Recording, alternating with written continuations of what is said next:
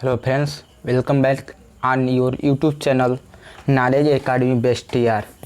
Hello friends, my self Shankar Roniyar. Friends, आज हम लोग रेडियो एक्टिविटी का पार्ट नंबर 2 स्टडी करेंगे। फ्रेंड्स, चलिए आइए स्टार्ट करते हैं। जहाँ तक कल पढ़े थे उसके बाद का देखिए फ्रेंड्स, कह रहा ये कि फास्फोरस जो होता है इसका सिंबल P होता है। इसका जो यूज होता है कैंसर ऑफ बोन का पता लगाने के लिए होता है। अगर बोन में कैंसर हो जाए तो उसको पता लगाने के लिए फास्फोरस का यूज करते हैं। नेक्स्ट पॉइंट है सोडियम, जो Na होता है। यह एक सॉफ्ट मेटल होता है, एल्कली मेटल होता है। क्या होता है? Alkali metal. जब ब्लीडिंग होती है तो उसको क्या किया जाता है?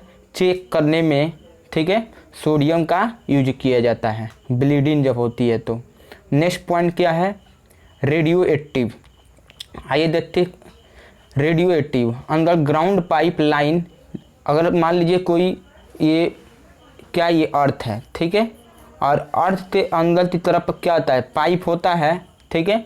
अंडरग्राउंड जो पाइप होता है अब लीक हो रहा है कि नहीं हो रहा है, उसको हम लोग पता करने के लिए किसका यूज करते हैं? रेडियो एक्टिव का। चलिए नेक्स्ट पॉइंट है न्यूक्लियर फ्यूजन। क्या है? Nuclear fusion. देखिए न्यूक्लियर फ्यूजन क्या होता है, आइए समझते हैं। देखिए बहुत इंपॉर्टेंट टॉपिक है न्यूक्लियर फ्यूजन। ये न्यूक्लियर फ्यूजन होता क्या है? न्यूक्लियर फ्यूजन जो है एक ऐसा प्रोसेस होता है न्यूक्लियर फ्यूजन। न्यूक्लियर क्या होता है? फ्यूजन। FISSION। देखिए यह एक ऐसा प्रोसेस होता है जिसमें क्या होता है? एक न्यूक्लियस क्या होता है? 2 या मोर देन 2, ठीक है, मीडियम शेप का न्यूक्लियस में क्या होता है? टूट जाता है। सिंपल वे में कहें कि जब क्या होता है, या वह प्रोसेस जिसमें न्यूक्लियस क्या होता है? 2 और मोर मीडियम शेप में क्या होता है? न्यूक्लियस के रूप में क्या होता है? डिस्ट्रॉय हो जाता है, ब्रेक हो जाता है। उसे क्या कहते हैं?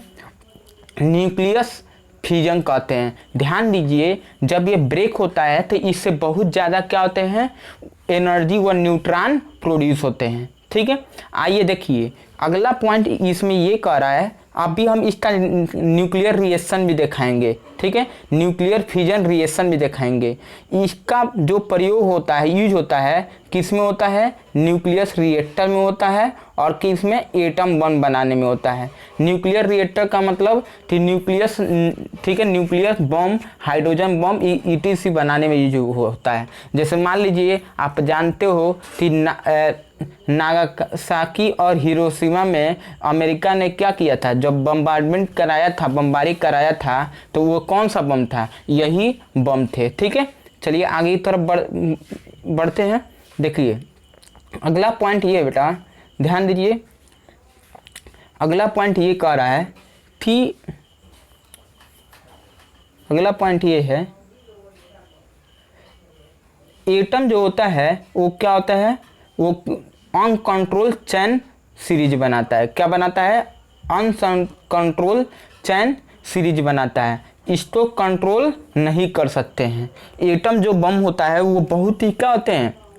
अनकंट्रोल होते हैं, उसको कंट्रोल नहीं कर सकते हैं। लेकिन जो न्यूक्लियर जो रिएक्टर होता है उसमें जो चैन होते हैं, जो चैन सीरीज बनते हैं, वो क्या होते हैं? कंट्रोल किया जा सकता है। एटम बम अनकंट्रोल होते हैं और जो न्यूक्लियर रिएक्टर होते हैं वो कंट्रोल होते हैं, ठीक है। आइए देखते हैं।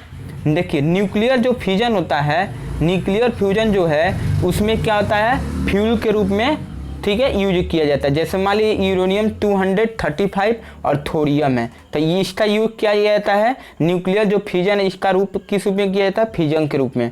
फ्रेंड्स, आप लोग देखिए डेली बाई डेली आपको न्यू टॉपिक, साइंस, हर एक टॉपिक से रिलेटेड, ठीक है, हर सब्जेक्ट से रिलेटेड आपको न्यू कोई ना कोई टॉपिक पर मिलता रहेगा। इसको अधिक से अधिक आप अपने स्टडी ग्रुप में शेयर करें। जितना अधिक शेयर करेंगे उतना अधिक क्या होगा, ये क्या होगा कि अधिक से अधिक जो फी पे नहीं कर पाते हैं उनके लिए लाभदायक है। तो अधिक से अधिक अपने स्टडी ग्रुप में क्या करिए, इसको शेयर करिए, जिससे क्या होगा, जो इससे क्या होता है, जो बेनिफिट नहीं ले पाते हैं वो इसका बेनिफिट उठा सके। ठीक है, आपकी और वीडियो को लाइक और शेयर जरूर करें, साथ ही साथ सब्सक्राइब कर दे और बेल आइकन प्रेस कर दे ताकि न्यू नोटिफिकेशन आपको समय समय पर मिलते रहे।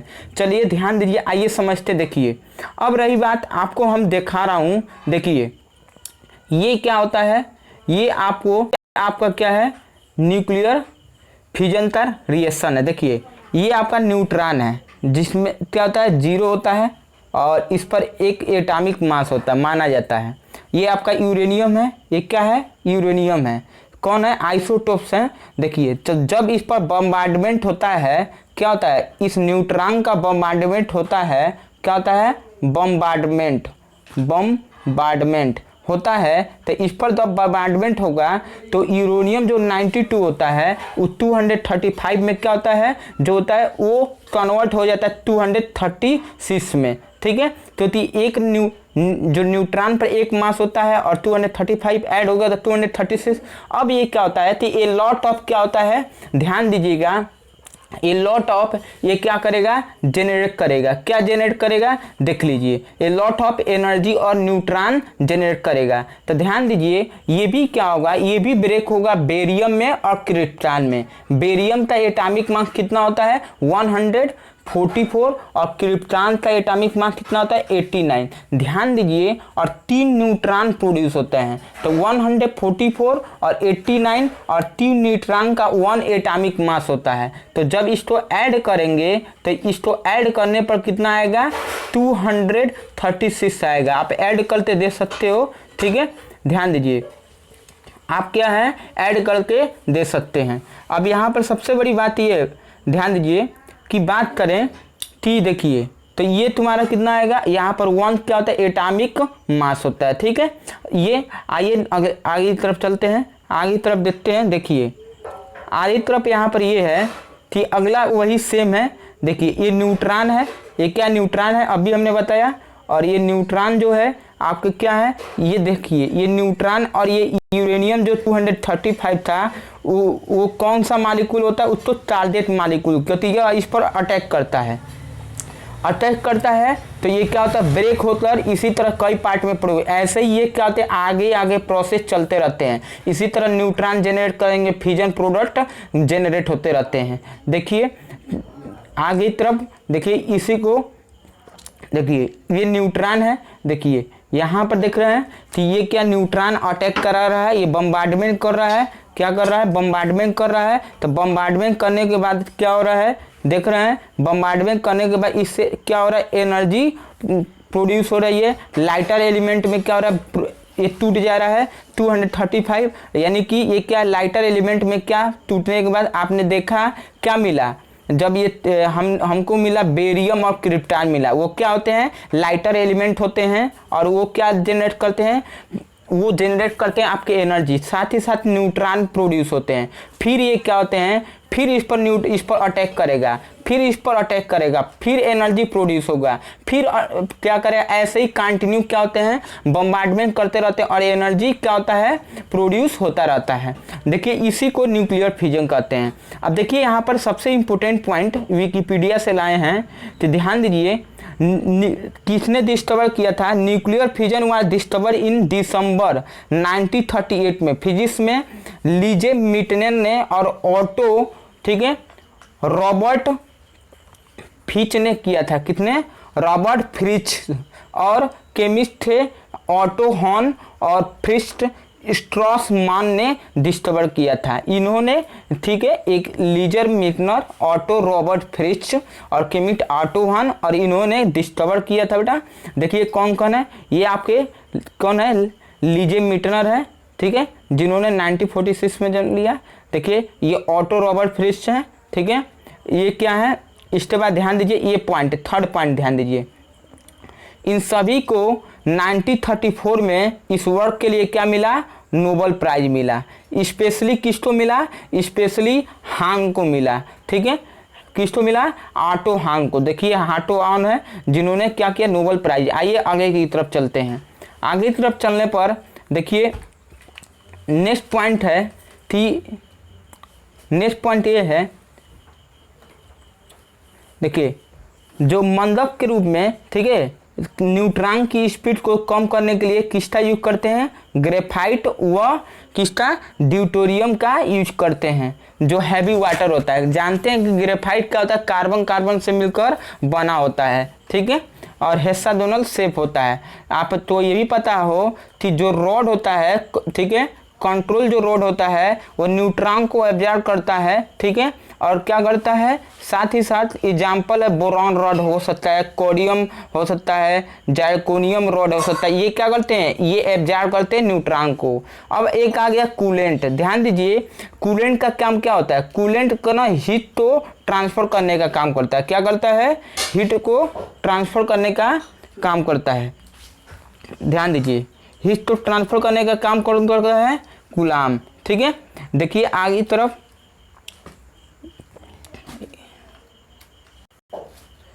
देखिए, अब सबसे इंपॉर्टेंट पॉइंट है न्यूक्लियर फ्यूजन। क्या है? न्यूक्लियर फ्यूजन, जिसको हिंदी में कहते हैं नाभिक कलयन। देखिए ये उल्टा होता है न्यूक्लियर फ्यूजन के। उसमें क्या होता है? एनर्जी जनरेट हो रहे थे। क्या हो रहे थे उसमें? ध्यान दीजिए कि उसमें क्या हो रहा था कि इसमें क्या होता है? छोटे छोटे न्यूक्लियस क्या होते हैं? आपस में मिलकर क्या होता है? एक न्यूक्लियस बनाता है। छोटे छोटे इसमें उसमें क्या हो रहा था? छोटे छोटे, ध्यान दीजिए, उस छोटे छोटे न्यूक्लियस आपस में जब क्या होते हैं? जब कंबाइन होते हैं तो न्यूक्लियस बनता है। उसमें क्या हो रहा था? न्यूक्लियस ब्रेक हो रहा था, ठीक है, और स्मॉल एलिमेंट जनरेट हो रहे थे, ठीक है। हैवी न्यूक्लियर बनता है, उल्टा होता है। देखिए यहाँ पर सन जो है, स्टार्स है, इसकी जो रोशनी होती है वो किसका सोर्स होता है? न्यूक्लियर फ्यूजन का सोर्स होता है। यानी आप समझ सकते हैं कि न्यूक्लियर फ्यूजन का सोर्स कौन कौन होता है? सन और स्टार्स होता है। हाइड्रोजन जो बम होता है वो किस पर ही बेस होता है? हाइड्रोजन बम जो बनता है उसका जो बेस होता है वो न्यूक्लियर फ्यूजन होता है, नाभिक संलयन। साथ ही साथ ध्यान दो कि जो सूर्य की क्रोड के बराबर होती है उसका टेम्परेचर कितना होता है? 10⁶ केल्विन होती है एक्टिव होने के लिए। हाइड्रोजन बम बनाने के लिए 10⁶ केल्विन क्या होती है? एक्टिव होने के लिए ज़रूरत पड़ती है। हाइड्रोजन बम के चारों ओर क्या बनाए जाते हैं? एक चारों ओर एटम बम लगाए जाते हैं। देखिए एटम बम ये है, फिर इसमें क्या है आप देख रहे हो? ट्रिटियम है, ड्यूटेरियम है, हाइड्रोजन बम है, इसके चारों तरफ है। आइए आगे की तरफ चलते हैं। देखिए आगे की तरफ ये क्या है? आप यहाँ पर देख लो, यहाँ पर देख रहे हो